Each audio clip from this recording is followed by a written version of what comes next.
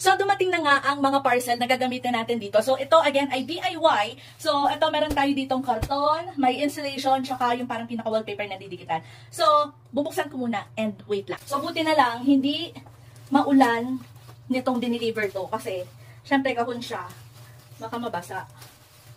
Pero anyways, ayan, ingatan lang natin. Diba, super excited na akong matapos to. So, ito ang mga balikbayan box. O, diba?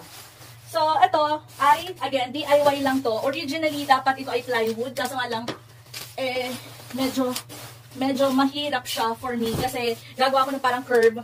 So, mahihirapan. Gupitin yung ganito. Lalo tunay ito na wood. So, makapal siya. Kaya sabi ko, sige, gagawin ko ng paraan. Try natin na ganitong kahon. Pakita ko sa inyo. May iba't iba din pala sila dito mga sizes ng mga kahon. Pero ang kinuha ko is yung large. 20 centimeters ang length, width, at height niya. So, yan. Ito ang aking gagamitin. 10 pieces ang kinuha ko.